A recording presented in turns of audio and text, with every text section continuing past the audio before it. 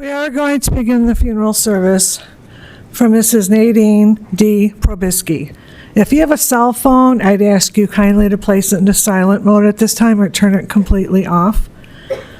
I'd also like to welcome friends and extended family members visiting us via live stream. On behalf of the family, thank you for attending as well. Services will be conducted by Rabbi Michael Sommer and Cantor Jane Heyman. The act of kriya, or the act of tearing, is as old as biblical times. Back then, when a loved one died, they would tear their clothing and pour ash upon their head. The act comes forward as a black ribbon that a mourner wears, torn to show the tear in their life, so that friends and family will approach them with more sympathy and love. Baruch atah Adonai Eloheinu melech haolam, dayan ha'emet.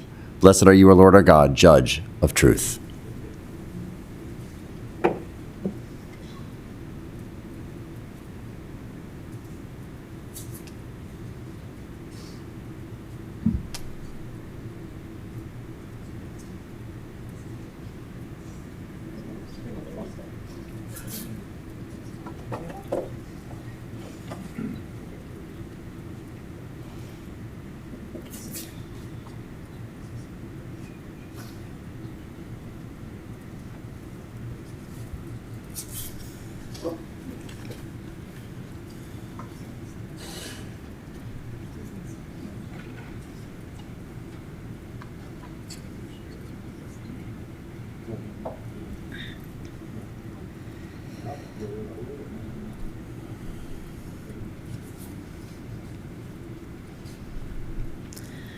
Esainai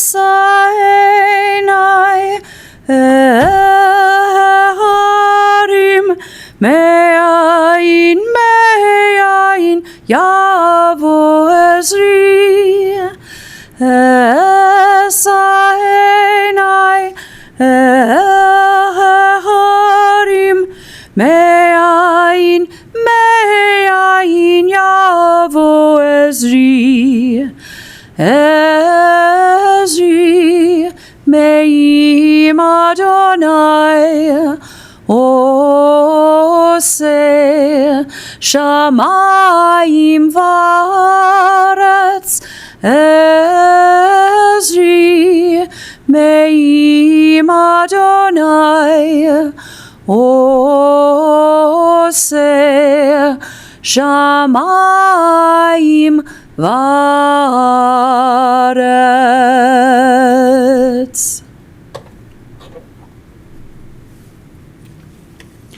The psalmist in those words wrote long ago, I lift my eyes to the mountains. What is the source of my help? My help comes from Adonai, maker of heaven and earth. God will not let your foot give way. Your protector will not slumber. See, the protector of Israel neither slumbers nor sleeps. God is your guardian. God is your protection at your right hand. The sun will not strike you by day, nor the moon by night. God will guard you from all harm. God will guard your soul, your going and coming, now and forever.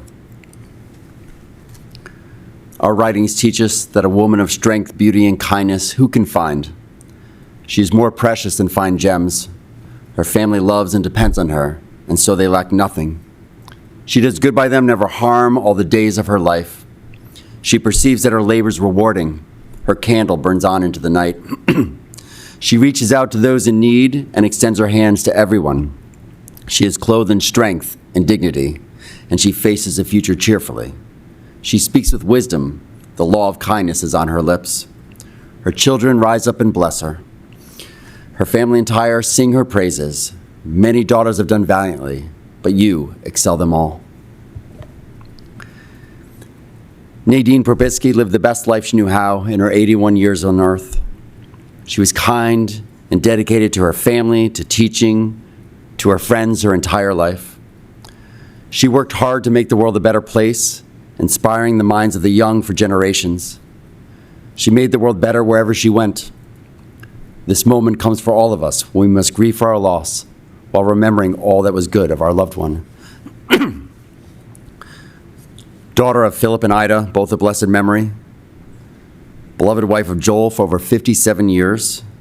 Sister of Sharon and her husband Michael. Sister-in-law of Sheri and her husband Howard. loving mother of Corey and her husband Matt and Pamela, cherished grandmother of Jennifer, Royce, Audrey, and Andrew, fond aunt, great aunt, cousin of many, and beloved friend. May we remember Nadine for her beauty, brilliance, hard work, gentleness, and kindness, and may her memory always be a blessing, as she was such a blessing in all of your lives. A poet wrote, "If you are reading this, then I must be gone. Remember me true, my good days and bad, although I hope our memories hold more smiles than pain. Remember the days filled with laughter, so that your tears may hold some sweetness and less sorrow.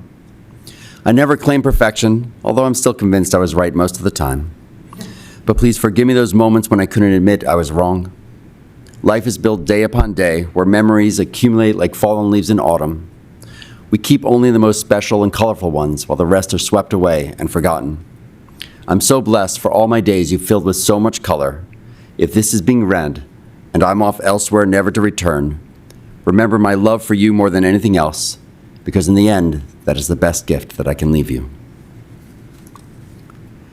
The Byrds made popular these ancient words of Ecclesiastes when they sang that there was a time for everything and a season for every activity under the heavens, a time to be born and a time to die, a time to plant and a time to uproot, a time to tear down and a time to build, a time to weep and a time to laugh, a time to mourn and a time to dance, a time to scatter stones and a time to gather them, a time to embrace and a time to refrain from embracing, a time to search and a time to give up, a time to keep and a time to throw away, a time to tear and a time to mend, a time to be silent and a time to speak.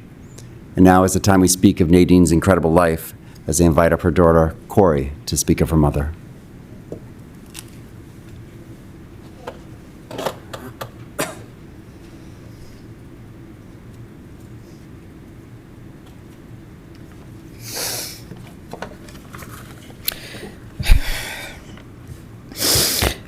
On behalf of my sister and my father and our entire family, thank you for being here today. We are so grateful for the support that we've received over this past year, especially these past few weeks. Thank you for the phone calls, the text messages, the flowers, the plants, the gift cards, the visits, the inspirational cards, and thank you so much for all of the meals that you've provided for my parents and for my family. Your thoughtfulness and generosity have meant so much to us, and they've helped us tremendously during this difficult time. I'm very lucky to have such an amazing family. My mom was always surrounded by us. She was never alone.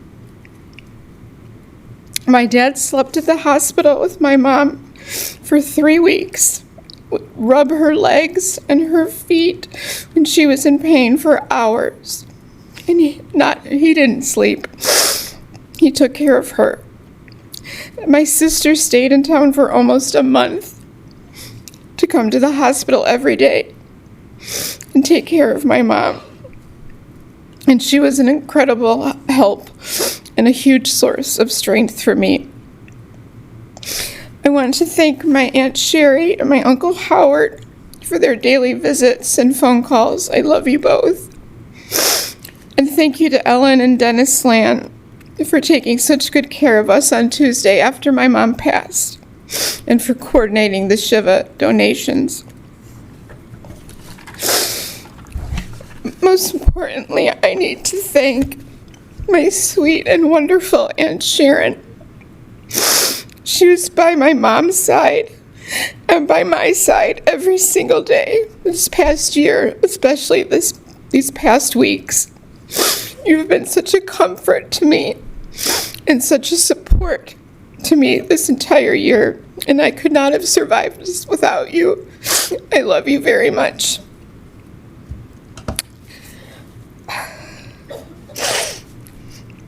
For those of you who knew my mother, you knew that she loved to talk, especially on the phone. Her closest family and friends received about 3 calls a day. I'm not exaggerating when I say that I averaged about 5 calls a day, every day. even after the tonsils were removed. She would say, "Don't talk, just listen." So I would listen for an hour about one of your children or grandchildren, whatever's going on in your life, all of that. I know all of it. So I could stand here for eternity talking like my mother about how much I loved my mom.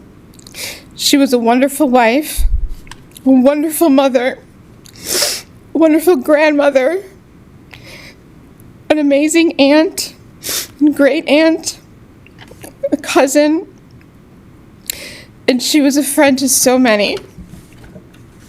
And I wish I could stand here and tell all the stories and talk about how much we all loved her.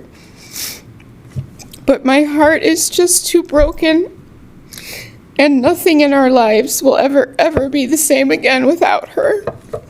Thank you.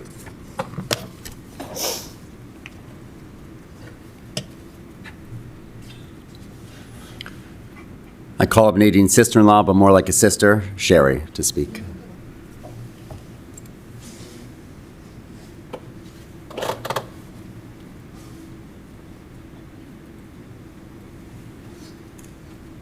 So I was going to do a show of hands. How many of you have known Nadine for 50 years? And I bet, go ahead, 50 years, yes. That's the kind of impact she had.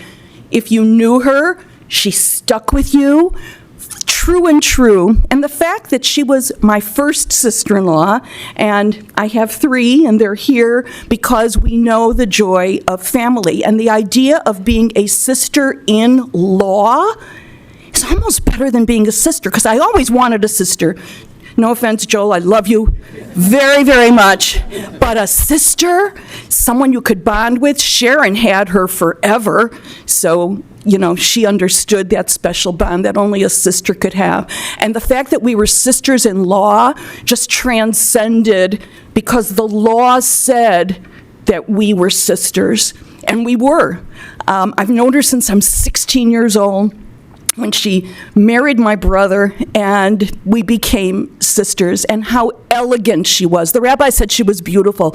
She was elegant with that swan-like neck, right? And she didn't change an iota in the 50-some years that I knew her, right? You saw her and you knew it was Nadine. Everybody would look at me and, who are you with the gray hair? But not Nadine. She stayed herself, true and true. So for those of us who had her for 50 years, aren't we blessed? So my message now is to the younger generation, to her beloved, beloved grandchildren, to Jenny and to Royce and to Audrey and to Andrew, whom she adored no end. She will live in you because you knew her. And so she will never die, because here's where she lives. She lives in your heart. And Dylan Thomas demanded of his father, he said to his father, rage, rage against the dying of the light. And she did. She raged to the very, very end. So let that be part of your persona. Fight, be passionate, loving, and kind, because that's who she was, and I will love her forever.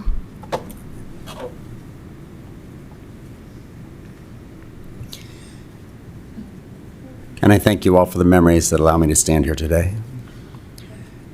Nadine was born in Chicago and grew up in the Austin area, graduating from Austin High School. She attended and graduated from College Pestalozzi Froebel Teachers College. She taught first grade for 6 years until Corey and later Pam were born, staying home to take care of them and the household until Pam started first grade. After that, she began her incredible career teaching at L&L Bright Beginnings Nursery School for over 20 years. Joel, you remember when you and Nadine were fixed up on a date while you were at Roosevelt University and Nadine was at Teachers College? It didn't take you long to know that she was the right one. You found her beautiful, kind, intelligent, and her parents and sister were another family to you. Her parents just loved having you as part of the family. You two were both going into teaching at the time. Sheri, you talked about how Dee was more of a sister than a sister-in-law. You commented how everyone wanted their children to be in Mrs. Probisky's class. The preschool parents loved having her there. Cora, you spoke about how you became a teacher because of your mom, and a lot of your students were your mom's former students. They had Mrs. Probisky for nursery school and Ms. Probisky for 4th grade.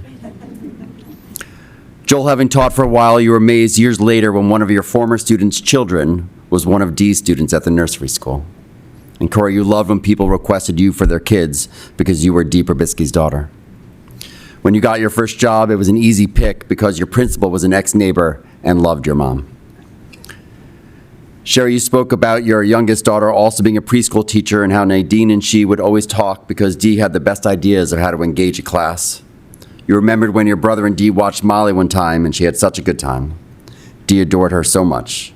She was fierce about the people she loved. You did all comment on Nadine's perfect skin and how she never aged 1 minute, having stayed out of the sun for most of her life, keeping her incredible natural beauty. Sharon, you spoke about how Nadine was such a wonderful sister. You were always very close as adults, best friends. As her younger sister, your mother made Nadine drag you everywhere she went, with her friends or out to the movies, and Nadine never complained. She was a great sister. Your mother, Ida, put a lot of responsibility on Nadine to take care of you and cook dinner for the family while she worked. You two were true best friends, as well as siblings. You were each other's touchstones. Nadine would wait patiently, or maybe not so patiently, until 10 a.m. to talk with you every day. You two also loved going out to lunch once a week. Cora, you marked how your mom and your aunt spent 3 times a day or more on the phone. Your mom also spoke with Sheri every day. You embraced that relationship with your mom, and you two spoke, like you said, 4 or 5 times a day, even when you traveled throughout the States or abroad. In 52 years, you two maybe went less than 20 times without speaking to each other every day. Nadine loved being a grandmother. She loved having special individual relationships with each of you. She loved being so close to all the grandchildren. You all adored her and loved her, and you loved spending many nights at her home, each having a bedroom in Nadine and Joel's house. She loved seeing you all weekly when possible, and had just loved your incredible close relationships. Joel, you showed me the pillow Dee got from her cousin. Grandchildren are the reward for not strangling your teenagers. Nadine was a wonderful mother and grandmother, sister, sister-in-law, wife, in every way. She loved that Audrey and Jennifer shared her birthday 9 years apart, and she was trying to complete necklaces designed of opals, your birthstones, to give you to remember her by. And Cora, you spoke about how your mom spent the last 17 years with your children, doting and loving on them. They got to see her final moments. They all loved her so much. Jennifer and Royce also loved living with Nadine and Joel when they were toddlers. They saw Pam call Nadine mom, and so they called her mom too, as she was like a second mother to them. Joel, you spoke about how you and Dee enjoyed travel when possible and dining out with friends. Dee kept up with everyone throughout her entire life, some friends as long as 70 years. She would call all of her favorite people each week in order to keep up, since her eyesight made it impossible to text or email. She never went a day without connecting with her favorite people. Joel, you commented on all of your phone bills for years before cell phones made long-distance charges obsolete. And Cora, you remarked how your mom could tell you every detail about her friends' lives and about their grandchildren. She always loved seeing pictures of her great nieces and nephews. She was genuinely interested in other people's lives. Cora, you remember when your mom made you visit your great aunt in a nursing home. Your great aunt told you that you have a very kind and thoughtful mother to come out of her way to visit her. Nadine always visited if someone was in a nursing home or sick. She cared about other people. She was genuine. She would ask a million questions about a person and that person's family because she really wanted to know. She would call if anyone was having a test or a doctor's appointment to find out how everything was going. Sheri, you talked about how Nadine was so generous. For Hanukkah, she would always buy the perfect gifts for everyone, grandchildren, great nephews, great nieces, everyone. She found Levi, her youngest of the great nephews, a musical dreidel, and he loved it. She could find just the right present at just the right time. She would always send out gift certificates, or just a $10 bill. Joel, you recall Dee sending donuts to Pittsburgh for her grandnieces and nephews for Hanukkah. They were always in your thoughts. Dee was devastated not being able to go to Pittsburgh for several celebrations recently. Family was everything to her. And if you were a friend, she treated you like family. Nadine was so proud of you, her daughters, and all the grandchildren. Joel, she loved you from beginning to end. She loves spending your lifetimes together. In living, we all try to live the best life possible. Family was everything to Nadine. She made the world a better place. She loved you all beyond words. May we remember Nadine in her beauty and intelligence, and may her memory always be a blessing, as she was such a blessing in all of your lives. A poet wrote, "Fight my fight. Dry your tears and pick up the mantle I've left you. Fight my fight for those in need and for those who never had a me to share their lives. Fight my fight by caring for the stranger, the sick, the silent, the victim, the child, the one who has no one else to come to their side and defend them from the world. Fight my fight because it is the right thing to do. Take my love for you and share it with the rest of humanity in hopes of creating a love so big that you find every person standing by your side as a defender of all that is good. May you fill the universe with the light I've always tried to share with each person I've known or loved. My hand may not be in yours, but know that my spirit lives in your heart, and my light can never be extinguished as long as memories of me give you the strength you need to fight my fight." We continue together in our pamphlets, reading the 23rd Psalm.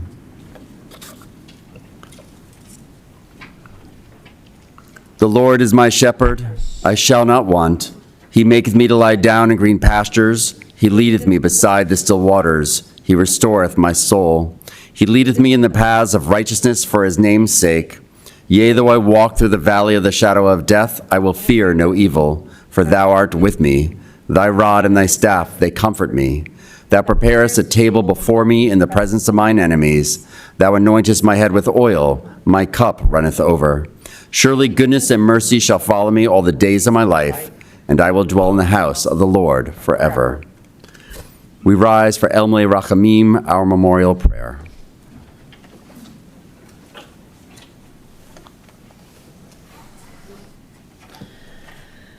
El Melech Rachamim, Shochen Bamromim,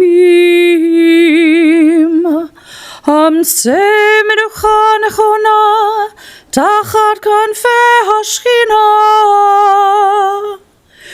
Im Kedoshim Utohurim, Kezor Harakia, Masirim, Et Nishmat Bnechki Bat Feivel, Shehalacha Le'olama, Baal Harachamim, Yastireha Beseter, Kenefav Le'olamim, Veitzror Bitzror Hachaim Et Nishmata, Adonai Hu Nachalata, V'tanuach b'shalom al mishkava, v'nomar Amen.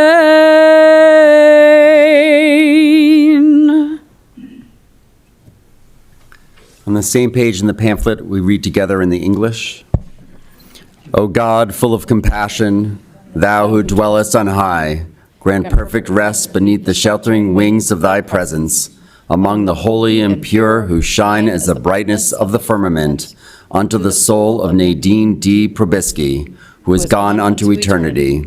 Lord of mercy, bring her under the cover of thy wings, and let her soul be bound up in the bond of eternal life, be God's possession, and may her repose be peace. Amen. You may be seated.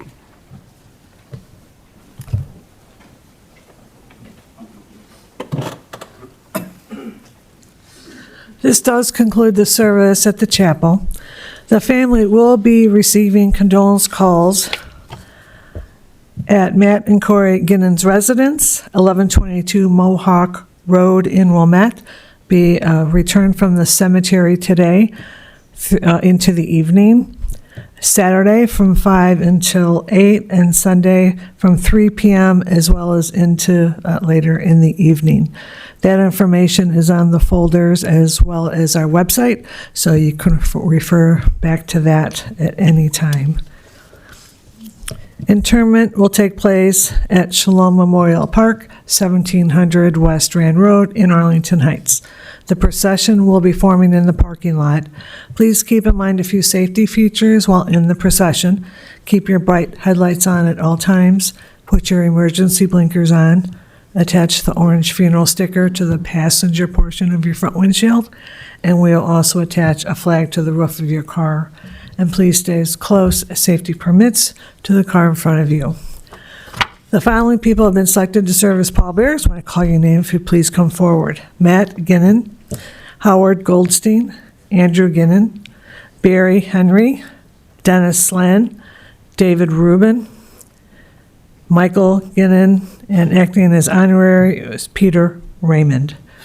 At this time, I would ask that everyone please rise as the family and the clergy are escorted from the chapel.